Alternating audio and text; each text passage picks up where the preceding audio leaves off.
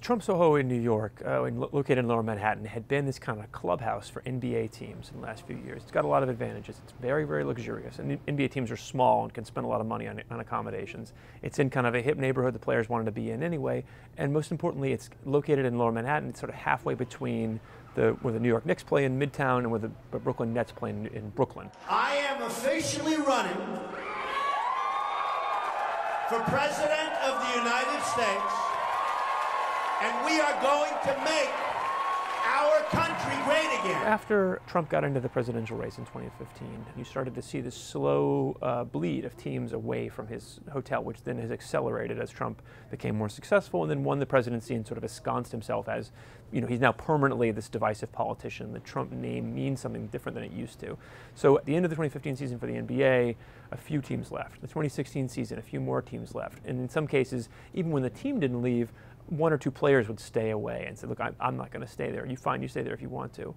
And by the time we get to 2017, now that Trump is president, of the 11 teams that we found that had stayed there before, at least 10 of them are gone. The 11th wouldn't comment. These players used to be sort of walking advertisements for the Trump brand. You have to understand the Trump Soho, it's not just a hotel, it's a lifestyle.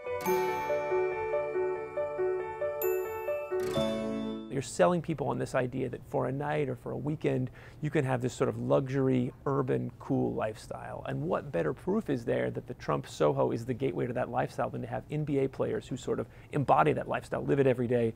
They're in the hotel, they're in the lobby, they're Instagramming from their rooms. They're showing you, look, we who could stay anywhere, stay here. That was invaluable advertising for the Trump Hotel, and now it's almost all gone. Wouldn't you love to see one of these NFL owners, when somebody disrespects our flag, to say, get that son of a off the field right now, out, he's fired.